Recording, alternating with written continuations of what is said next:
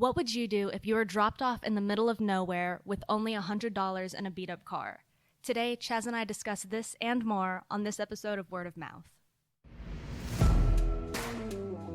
Get ready to improve your mindset, increase your skill set, and expand your network. Follow along as the CEO of Master Networks brings you over a decade of business networking experience. Welcome to Word of Mouth with Chaz Wilson. I've been watching this episode or the show called Undercover Billionaire. Have you seen it? I have not, but we've talked about it a little bit before. It's good. I think I like it because as an entrepreneur, I think you always think like, what if I was dropped off in a city where I didn't know anyone? Yeah. And I had to build a business, right? Which I think every entrepreneur either dreams about or has nightmares about. But either way. I watched the first season and then this new season came out. So the first season was a gentleman who goes into a town in Pennsylvania and he ends up starting this whole restaurant business. They're given $100 as the premise. They're dropped off. They don't know where. It's like nothing at all. Yeah, right. So they have a car that's usually like just this beat up piece of trash car, $100 in their pocket. They're dropped off in a city they don't know ahead of time, and they have to turn a business into $1 million idea. And I think it's in 90 days or 120 days. I don't know, 90 days maybe. And so I'm watching in this latest season. There's two women, one man, gentleman Grant Cardone. Many people have heard of him in business. There's something that's fascinating to me about this is in every case. Like, before I actually talk about that, what would you do if you were dropped off in a city you didn't know? Here you go. Here's $100. What would be like the first things you would do? Have a meltdown and probably panic. But then, which, by the way, they kind of do on camera. Like they keep it together, but they kind of have inside they're dying. Yeah. No, but I think the first thing you would have to do is just go find somewhere to stay. That's right. I mean, unless you were going to stay in your car, which I suppose is an option. The first season he slept in his car. And so, in fact, money. The two women say, I'm not going to sleep in an alley in my car, so I'm going to go find their first thing was to find somewhere to stay. It's dangerous to do that, so that would be my first thing is find a place to stay. Find somewhere to stay, probably find, it's those necessities. Somewhere to stay and sleep, somewhere to eat. Yeah. I think beyond that, then it becomes into, how do I now turn into from survival to, all right, I'm stable. I've got a place to stay. I've got some food. Now, how do I start to, get into some success? So it's interesting. This is why I bring this up for today's topic. I always think in every business venture that I do, who do I need to know? Who do I need to connect with? Mm-hmm. It's interesting in all of those cases, but in particular, Grant Cardone in this last episode, he pulls into town and he thinks who's going to know the successful people. So he takes it even beyond, right? Like who's going to know all of the people I need to connect with? And he pulls right into a RV park, or not a park, like an RV dealership, right? Okay. And he goes in and he starts connecting with a guy. And the short version is, and I want people to go watch it because it's a great episode. But the short version is the guy lets him stay in one of the RVs that they're trying to sell. Shoot, that's nice. Yeah, and says, hey, go down to the local restaurant. I've got a $100 tab there for you. Go get something to eat. So immediately he's got a place to stay for a couple of days. He ends up turning it into longer, and he's got food. But what he also does is he goes to that gentleman and he says, who do you know in town who's good at business or who's connected to successful business people? Gotcha. Basically, who do you know that I need to know? And he connects him with a guy that they end up, throughout the season doing some stuff together. That is just how it is for all of us in business, right? Mm-hmm. How do we find out who we need to know? And that's the first step, I think, for everybody's. Who do I need to know? So with that being said, is it better to go straight to like a person that you would need to know or find that connecting piece, that connector? Well, I think you don't know, right? So you're just, it's like a contact sport. So you're just as many contacts as I can. I think, of course, going back to this episode, which we'll use it as an example, one of the ladies, she ends up going to like lots of restaurants. She has an idea for a business. She starts talking to a lot of them. She gets shut down a lot early. She ends up meeting somebody through one of those contacts who's actually a pastor of a church who connects her with somebody who connects her to somebody, right? Gotcha. So it's not necessarily about knowing who the connector is yet. It's just about And Grant kind of got lucky because the first one he met with, he sort of hit it out of the park, right? I see. So, and that can happen. That's going to happen in business. You're going to sort of get lucky as you're frequent. That makes sense. Right? I mean, he's got all these years of talking to people, knocking on doors. And so there's a skill set built there. So, if I were in that same boat, not only would I ask, who do I need to know? I would start making a list of those people. And like for me, I always try to keep a list of 20 people, like a top 20 list of connectors that I need to know, whether I know them now or not. I need to have this list kind of always running in my mind. Is it the same list just all the time, or does it change Changes. as you grow or as you find a new need? Yeah. It fluctuates? Well, whether I have a need or those people, like here's the other thing, right? So let me back up. So I make a list of people. I kind of target, based on needs, based on things, and the need may be, like in this case, Grant needed somewhere to stay, somewhere, some food, et cetera. For me, it might be maybe somebody who is, somebody I admire and follow because of their healthy lifestyle, right? Maybe it's all the areas of life, health, so physical, mental, emotional, spiritual, business, like all of those things. And I identify those people based on the needs that I have and the desires that I want to accomplish. And I put those people on there. Sometimes, though, when I meet them, my impression of what that relationship's going to be like with anything, isn't what I thought. Gotcha. Right? So sometimes they come off the list because of that. But many times I'm just looking for that connection, and sometimes it's there and sometimes it's not. But at least you've connected with them anyways and could rule them out from there. Yeah, and that, by the way, that does not mean that they're not a good person. It doesn't mean anything. It just, people connect different ways. And sometimes I've reached out to people I thought it was going to be like fantastic, and it wasn't. And that could be me, it could be them, could be the place I'm at that time, and so forth. So yeah, I always create this list. I carry it with me mentally on a piece of paper, and then I also have a computer system that I keep it on.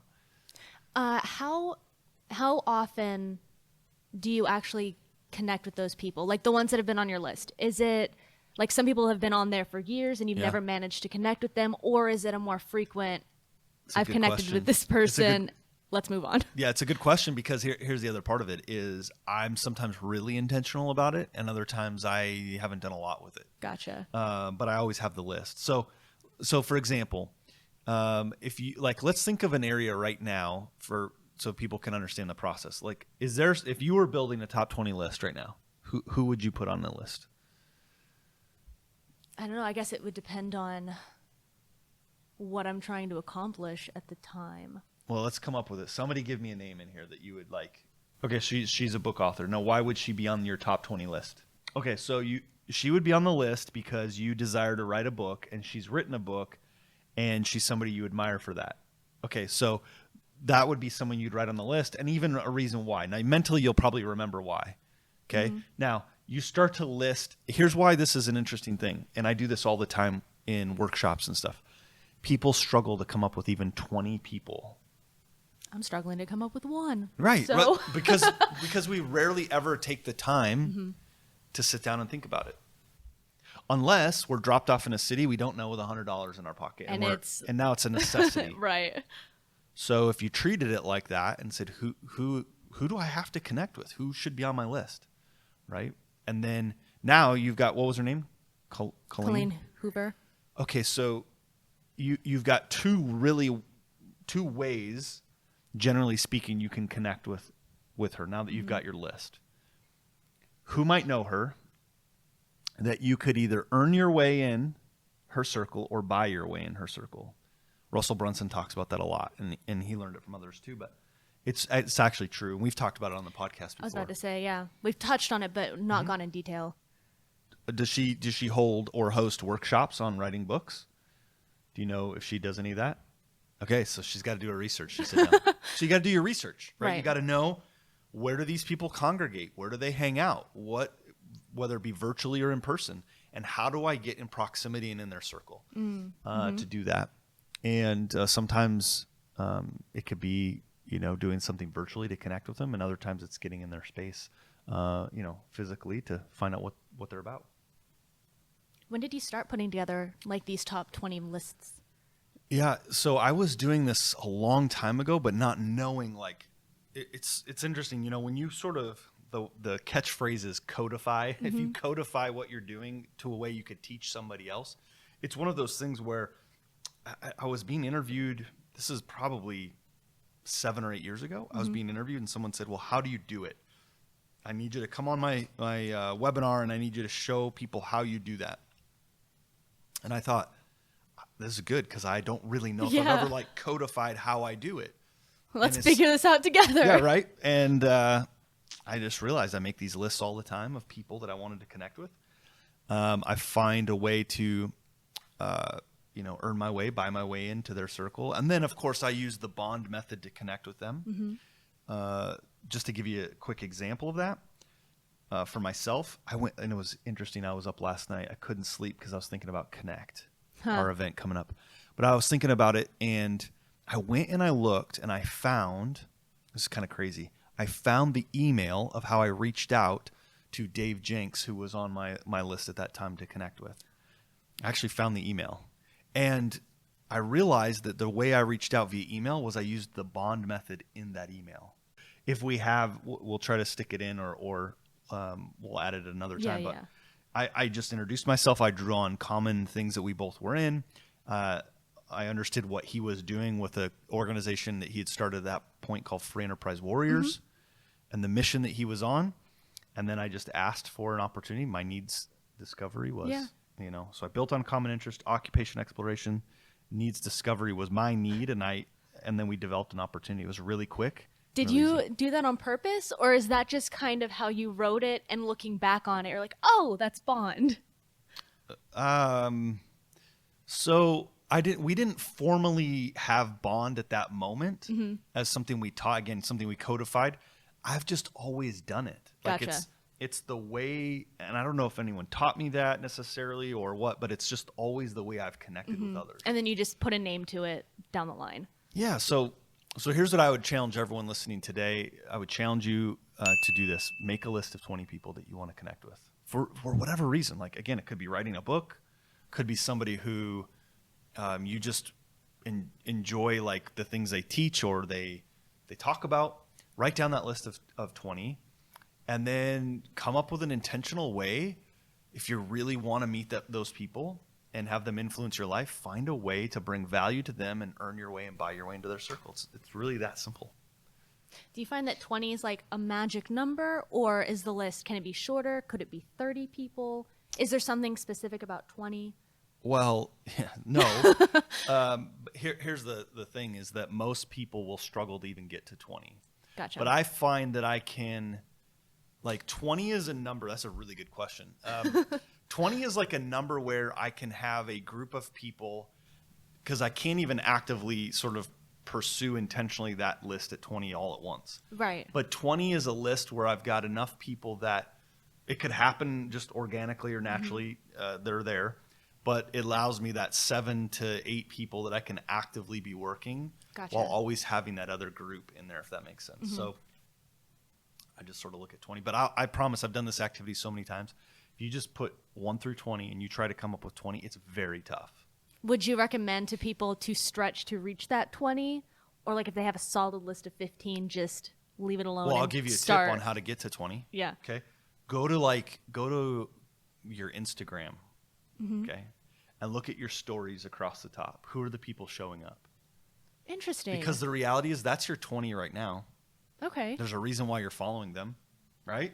Katie's like, yep. That's, really good advice. Okay, you want to take it to another level? Do this. Eliminate everyone else in your Instagram that isn't in your top 20. Okay.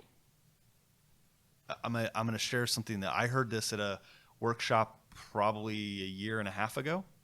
And I was like, oh, I've got all these people I'm following, thousands of people I'm following. And I realized the problem is most of them would never be either in my circle or I would never be in their circle. So I started thinking to myself, the challenging question was, why am I following them on social media? Why? And it just became noise, right? It became whatever. It wasn't the things that I was working towards, right? So think about your Instagram. Think about all the people you're following, their stories across the top. And what I did is I eliminated. Now my list is higher than 20. It's about 100. But basically everyone in there, those 100 stories are people I'm following because they're in my top 100 now. Yeah, you're just actively invested in them instead of distracted. Well, okay, so if Colleen Hoover is in your Instagram stories and she's one of your top 20 or top 100 that you're following, when you log in to look at it, you're only consuming the information from the people you want to connect with. Yeah. It's not diluted by, I'm sorry. It doesn't get buried. Right. It's not diluted, distracted, buried, because you're only getting the list of people you want to connect with. And she might post something about a workshop or a webinar or a call or something. Oh, I got it because now I'm seeing it. Does that make sense? Then you start using your social media as a tool instead of... Which it really should be, right? Instead of hey, I'm going to check out of the world for the next 2 hours. I was about to say, yeah, right? Definitely a matter of hours. Yeah, so that's how you use the top 20 list. And if you look, going back to the episode, I mean, think about these ladies and Grant Cardone in this Undercover Billionaire show. That's really what they're doing. They're trying to create a top 20 list. How do I get in their proximity? How do I build a connection and develop opportunities? At the end of the day, it's that simple. Like, that's all they're trying to do. And so start with a local network. Start with, a Master Networks chapter, because if you're a local business, you need that local connection of 20 people. If you're a national business or you're trying to expand, your list will change and it will vary. Do you think you'd have more success starting like small and then working big 100%. or like, gotcha.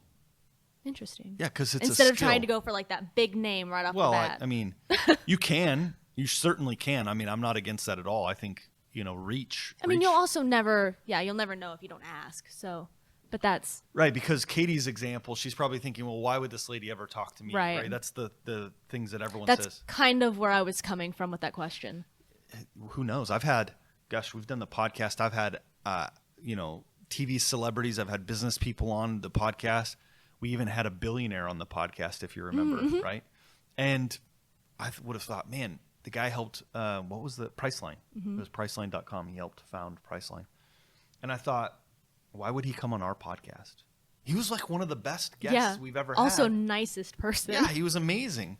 So never, ever, even though it's easy to say because I have the same conversations in my own head, why would they ever talk to me? Yeah, it's just the head trash.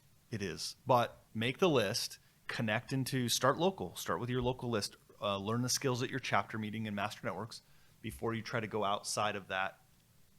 And then bring value. I see this right now, unfortunately. I see this happening like I spent the weekend kind of checking out the app Clubhouse.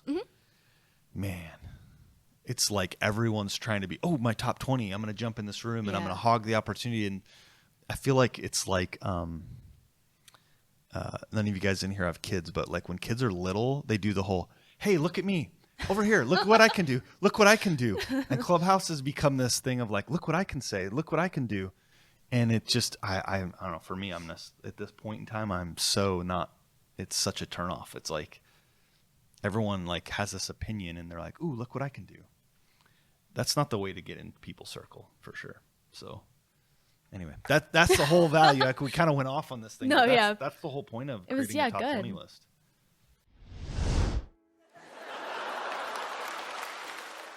My question for this episode is, if you could have a conversation with anyone over dinner, dead or alive, who would it be?